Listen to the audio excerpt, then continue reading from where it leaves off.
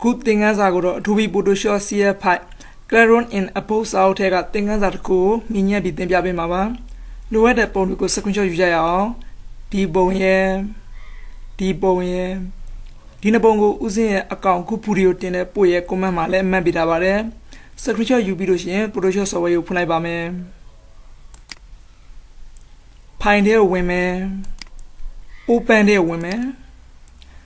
Dita bongo, you lay by me, you be open lay by me. The bombo I know. Look up pioneer town by me. Could I just place their town by me? To the other bongo, you lay me, you lay be your place go ten lay by me. That's on the bombo I bono. Dina bongo, what did you do? Up arrow gilling at the chet in lay by me. What did you do? And I call it by me. Other than my soon do you know? Soon do you brought the bone and a chill by me. Keyboard and the lobby speak out and a pyramid could handle it for the command conclusion. You don't deem young man, a young man. The two pocket also ma good man moved as you know, and I use them to check labor man. Clearly be all the ma breast bono. Breast hair whenever was in a black woman, when I be all the breast mouse in all. Psychomatini, you know, I don't the breast I go to sell out with young tower man.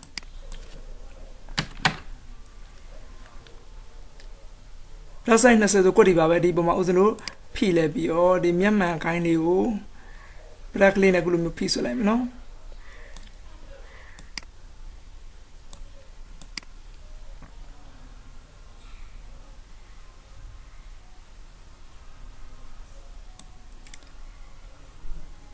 Uzano stand and mogo piantame, check labor, man. Precise control 0 piantne labor, man. Good solution, select a diva, select a d.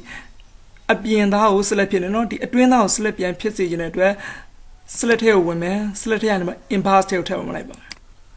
That's what the twin alley select the no? Kujima was in row. In make an labio, adjustment there when I'm no. Adjustment majiva, divakal, ecolo, may need. Lolo me, no, I do pin the the Ludenia was the check labor, man. Closa bola, okay, labor, man. Young woman, no? Image adjustment. That's a good go on, lolo, yeah, you know. I was my who am saturation of tableau when I know. Who am saturation bola be. Dalu was a young piano, Geneva, Mouse and Dalu and a swab. A young in a little, I know.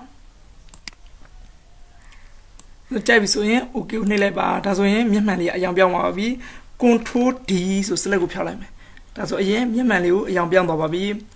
Kudaka Zabinu Temi Jinsi Bow Pongo Piamava. I do again the quick selection to a Utah.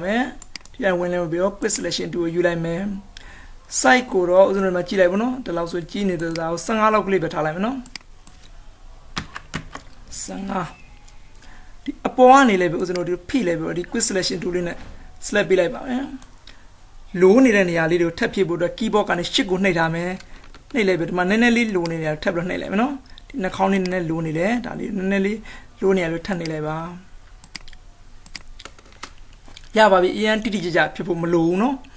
The Dow, good lobby polish, and the Machiva, match and a my mass boy, my polish, the window there, window there, when I build my mask go, the ma, a man chich labor. That's a mass ball, I know. Mass ball, I come, the Machiva, the upon a holiday or the back to check labor, no?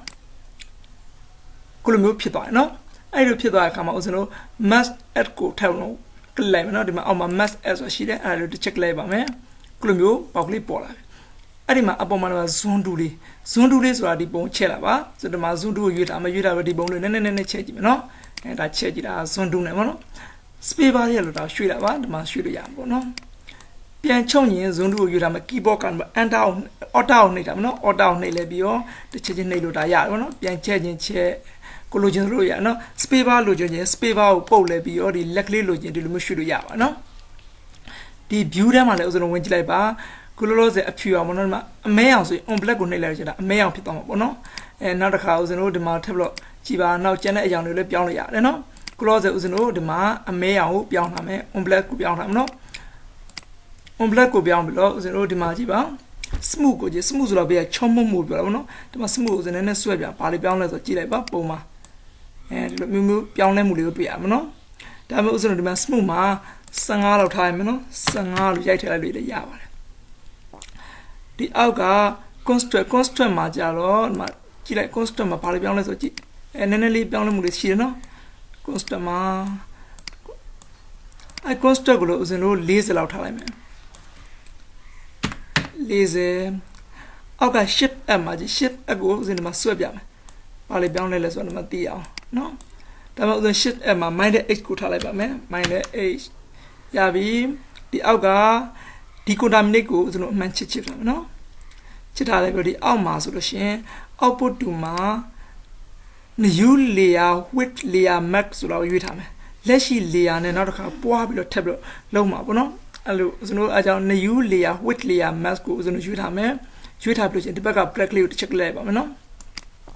right click နဲ့ click လိုက်ပြီးအပေါ်မှာဆိုလို့ရှိရင် refine radius 2ကိုယူလိုက်မယ်ဒါတန့်စင်ပါဘောနော် refine radius 2ကိုကျွန်တော်ရွေးပြီးလို့ရှိရင်ဒီမှာအဲ့ဒီပုံမှာတန့်ဒီဟာနည်းနည်းသေးနေသူရှင်ဆိုဒီမှာ site ကိုကြီးကျင်တော့ကြည့်ရတယ်ကျွန်တော် site ကို300လောက်ထားလိုက်ပါမယ်ကြဲကြဲဝန်းဆိုဒါဆိုအလောတော့ဘောနော်ဒီလောက်300လောက်ထားလို့ရှိရင်အဆင်ပြေတယ်ကဲဦးဇင်းတို့ဒီအပေါ်ကတော့ face ဆွဲလိုက်မယ်ယူလိုက်ပါနော်ဒါဘေးစပင်လေးကိုသူဒီလိုတန့်စင်ပြီးတာဒီမှာနောက်ထပ်ပြီးတော့တန့်စင်လို့ရတယ်နော်ဒီလောက်ဆိုရပါပြီအရင်အချောတန့်စင်မှုသိမလိုအပ်ပါဘူးနောက်တစ်ချိန်ထပ်လောက်မှဆိုတော့နော်ဆိုတော့ကြိုက်ပြီး okay ကိုနှိပ်လိုက်ပါဒါဆိုချိန်တန့်စင်ပြီးပါပြီပေါ့နော် space bar ကိုဒီပေါ့နော်လက်ကလေး hand tool လေးယူပြီးမှကြည့်နည်းနည်းလေးကျန်းနေတယ်နော်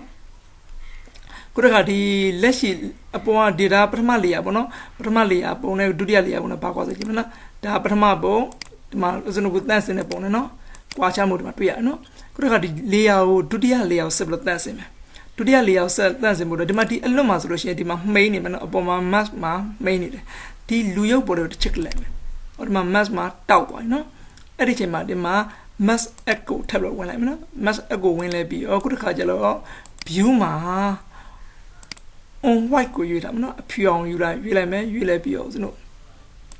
ဒီအဖြူနဲ့တန့်စင်ကြည့်မယ်ကျစပင်းနဲ့ပိုးပြီးတော့တန့်စင်တာနော်စပင်းတချောင်းချင်းပိုးပြီးတော့တန့်စင်ပေါ်လာတယ်နော်ဒီကနေပြီးတော့ကျွန်တော်ဒီ contaminate ကိုကျွန်တော်အမှန်ချစ်လို့ဒီကနေမနဲ့ဆွဲကြည့်လို့ရှိရင်သိတာမယ်နော်ဒါကိုကြိုက်ပြီဆိုရှင် okay ကိုနှိပ်လိုက်ပါဒါဆိုရင်စပင်းတွေကတချောင်းချင်းစီတန့်စင်သွားပါပြီဒီပုံလေးကိုဖစ်ဆိုင်ပြအောင် control 0ဆိုကြတယ်နော်ဒါစပင်းတွေတစ်ချောင်းချင်းဒီမှာတန့်စင်သွားဒီအောက်ကဒီဟာလည်းလည်းဦးဇင်းတို့ရှင်းကြည့်လိုက်နော်ဒါမတန့်စင်တဲ့ပုံနဲ့မတန့်စင်တဲ့ပုံနဲ့ဘာကွာဆိုတော့နော်ဦးဇင်းတို့ဒီအောက်က layer နှစ်ခုမလိုအပ်တော့ဆိုရင်နှစ်ခုစလုံး select ပေးထားမယ် shift ကိုနှိပ်ပြီးတော့ဒီနှစ်ခု select ဖြစ်နေတဲ့အချိန်မှာ keyboard ကနေပြီး delete key နဲ့နှိပ်လိုက်ပါမယ်ဒါဆိုပြတ်သွားပြီနော်ဒါဆိုစပင်းတွေတန့်စင်ပြီးပြီခုတခါဒီစပင်းတွေကိုထပ်ပြီးတော့အယောင်လေးတောင်းအယောင်တင်ကြမယ်အယောင်ဘယ်လိုတင်မလဲဆိုတော့ဒီမှာဦးဇင်းတို့ဒီအပေါ်က layer ကိုနောက်ဆုံး layer ကို select ပေးမယ် select ပေးပြီးဒီကောင်ကို CR1K mode ပြန်ပြောင်းအောင်ပါ CR1K mode ပြောင်းဖို့အတွက်ဒါကိုအရင် select ပေးထားမယ် select ပေးလဲပြီးတော့ image ထဲဝင်မယ် image ထဲ move ထဲဝင်မယ် move ကနေ image move ထဲဝင်မယ် CR1K color ကိုကျွန်တော်ပြောင်းလိုက်မယ်နော်ပြောင်းမလို့ flatten လုံးမှာလားမလုပ်ဘူးလို့ပြောလိုက်နော် don't flatten ကိုနှိပ်လိုက်ပါ okay နှိပ်လိုက်ပါဒါဆို CR1K mode ကိုပြောင်းပါပြီဒီဘက်က layer ရဲ့အပြင်မှာဒီမှာ channel ဆိုတာရှိနော် channel ထဲဝင်ကြည့်လိုက်ပါအပေါ်မှာ CMYK ဒါဆိုတာအယောင်ကဒါ၄အောင်ပေါ့နော် C ဆိုတာဒီအောက်ကဟာရဲ့ဒါသူတို့ရဲ့အစစလုံးလေးပေါ့နော် CMY ဒါတော့ black ကတော့သူက K ဒီနောက်ဆုံးစလုံးယူတာမနော်ဒါ CMYK ဒီအယောင်လေးအဲ့မှာဥစ္စာတို့မလိုအပ်တဲ့အယောင်လေးတစ်ခုချင်းဖြုတ်ကြည့်မယ်နော်ဒါလည်းမလိုအပ်ဘူးမလိုအပ်တဲ့အယောင်တစ်ခုချင်းဖြုတ်ကြည့်မယ်ဥစ္စာတို့ black မှာတစ်ခုပဲထားမယ်ဒီလက်ရှိ black layer ကိုဥစ္စာတို့ check လိုက်လိုက်ပြီး layer ထပ်ပွားလိုက်ပါမယ် duplicate channel ဆိုတော့ okay ဆိုတာ channel အသစ်ထပ်ပွားလိုက်မယ်နော်ဒါမှဥစ္စာတို့အမှန်ချစ်ထားမယ်ဒီ layer ကိုဖြုတ်လိုက်မယ်ဒီမှာဥစ္စာတို့ black copy ဆိုတာထပ်တော့ပွားထားပြီblack copy ကိုပွားလိုက်ပြီးတော့ဥစ္စာတို့ image ထဲဝင်မယ် image ထဲမှာ adjustment ထဲဝင်မယ် adjustment ကနေပြီးတော့ level ထဲကိုထပ်ဝင်လိုက်မယ်ဒီမှာဥစ္စာဒီ7ဒီအနှစ်ရောင်ထပ်လို့တော့အယောင်မြင့်ပါဘောနော်ဒီတုံးလေးကိုဆွဲပြီးကြည့်မယ်အနှစ်ရောင်ပိုးပြီးတော့တက်သွားနော်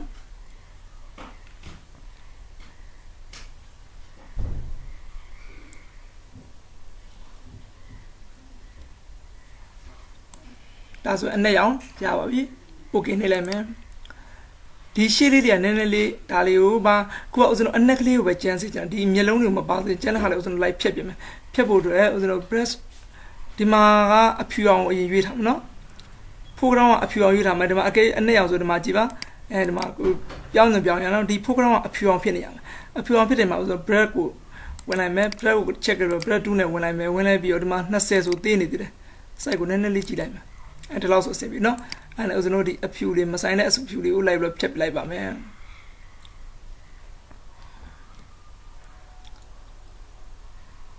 ဒါဆိုရင်အနက်တီးတန်ပဲကျန်တော့ပါနော်အဲ့လိုဒီမှာအနက်ကလေးဒီစပင်းဘက်ပြောင်းမှာဆိုတော့အနက်ပဲကျန်နော်အဲ့ဒီအနက်လို့အနက်ပဲကျန်တဲ့အခါမှာ image ထဲဝင်မယ် image ထဲ adjustment ထဲဝင်မယ်နော် adjustment ထဲကနေပြီးတော့ဥစဉ်တို့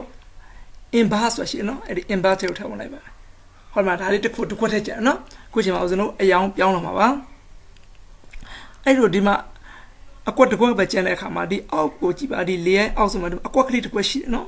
ဒီအကွက်ကလေးအဲ့အကွက်ကလေးကိုစလို့ဒါလေးကိုတစ်ချက်လိုက်ပါမယ်ဒါဆိုရင်အဖြူသားလေးကိုသူ select လုပ်ပေးထားတယ်ပါ select လုပ်ပေးပြီနော်အဲ့ကျွန်တော်စလို့ layer ကိုပြန်နှိပ်လိုက်မယ် layer ကိုပြန်နှိပ်ပြီးဒီအပေါ်က layer ကိုစလို့ပြန်ရွေးထားလိုက်မယ်ဒါဆိုရင်စပင်လေးကိုပဲတည်တန်း select ဖြစ်သွားပါပြီအဲ့လို select ဖြစ်တဲ့အချိန်မှာ image ထဲဝင်မယ် adjustment ထဲဝင်မယ်ခုနတိုင်းမှာဥစဉ်တို့ who am situation ကနေပြီးအယောင်ဝင်ပြောင်းမယ်။အောက်ပြီးဒီမှာဥစဉ်တို့အယောင်လေးထည့်ပြီးကြည့်မယ်။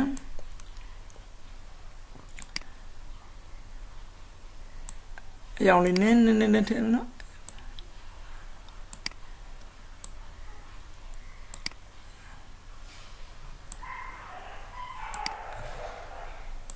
ဒါဆိုရင်စပင်တွေကပိုးပြီးတော့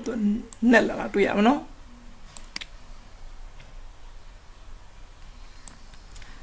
ကြိုက်ပြီဆိုတော့ okay နှိပ်လိုက်ပါနှိပ်ပြီးတော့ဒီ select ဖြောက်ခြင်း control D ဆို select ဖြောက်လိုက်ဒါဆိုရင်စပင်းလေးရဲ့ပို့ပြီးတော့အယောင်တောက်လာတာတွေ့ရပါလိမ့်မယ်ခုတစ်ခါဒီ model ပုံလေးကိုစက်ကလေးကိုမော့ခြင်းတယ်ပေါ့နော်စက်ကလေးမော့အောင်ဘယ်လိုလုပ်မလဲဆိုရှင်ဥစဉ်တို့ဒီအရင် model layout မှာ select ပေးထားမှာနော် select ပေးလဲပြီးတော့ edit ထဲဝင်မယ် edit ထဲကနေလဲပြီးတော့ဒီမှာဆိုလို့ရှင်pepper work ဆိုရှိနော်အ pepper work ကိုတစ်ချက်လိုက်ပါမယ်ဒီလူပုံလေးကိုခုလိုကွန်ရက်ကလေးပေါ့နော်စကားအုပ်ထားပြီအဲ့လိုအုပ်ထားခြင်းမှာဥစဉ်တော့လှုပ်ရှားခြင်းဒီဇက်ကလေးကိုပဲတည်တံ့မော့ခြင်းလားဒီကျန်တဲ့ခဏကိုလည်းမပါစေခြင်းပေါ့နော်အဲ့ဒီအတွက်ငြိမ်စေခြင်းတဲ့နေရာလေးဥစဉ်တန်မိုးလေးလိုက်ရမယ်ဒီပုံမှာအပေါ်မှာတစ်ချက်လိုက်ကလေးလိုက်ပါတော့တန်မိုးလေးသူလိုက်ပြီးရိုက်ပြီနော်အဲဒါငြိမ်စေခြင်းတဲ့နေရာလေးပေါ့နော်ဒါမပါစေခြင်းတဲ့နေရာလေးကိုခုလိုတန်မိုးလေးလိုက်ရိုက်ထားရတယ်အပေါ်မှာနော်ဒီကွန်ရက်ပေါ်မှာပဲတန်မိုးလေးလိုက်ရမယ်ကျန်တဲ့နေရာမှာသွားရိုက်လို့ရှိရင်သူကမရအောင်နော်ဒီပေါ်မှာကျွန်တော်ကွန်ရက်ပေါ်မှာတန်မိုးလေးလိုက်ရမယ်ဒီနောက်ဆုံးဟာပေါ်မှာတန်မိုးရိုက်နော်ရိုက်ပြီးတဲ့အခါမှာဒီမှာနောက်ဆုံးဟာတန်မိုးလေးနောက်ဆုံးရိုက်ထားတာဟာတွေကအခုလိုအကွက်ကလေးပြ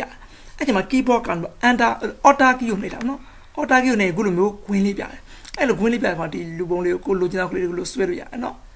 စကလေးမော့သွားပြီဒါကြိုက်ပြီဆို keyboard က enter ခေါက်လိုက်ပါမယ်ဒါဆိုကောင်းလေးပုံကစမော့သွားပါပြီဥစ္စာဒီပုံလေးကိုတင်တော့မယ်တင်ဖို့အတွက် file လေးဝင်မယ် file လေးရတော့ save ကိုနှိပ်ဘောနော် save မှာဥစဉ်တို့လောလောဆယ်တရားကို Photoshop format PSD နဲ့ပဲပြင်သိမ်းမယ်ပေါ့နော်ဒါတော့ lesson 7လို့ပဲရေးလိုက်မယ် lesson 7ပေါ့နော်ဥစဉ်တို့အောက်မှာတော့ PSD format နဲ့သိမ်းမယ် Photoshop format ပေါ့နော်ပြီးလို့ရှိရင် save ကိုနှိပ်လိုက်ပါ okay နှိပ်လိုက်ပါဒါနောက်နေကြမှာပြန်သုံးမှာပေါ့နော်ခုသင်ခန်းစာကိုတော့ဒီမှာပဲရှင်းထားလိုက်ပါမယ်နောက်နေကြမှာသင်ခန်းစာ၈ကိုဆက်လက်သင်ကြားပေးပါမယ်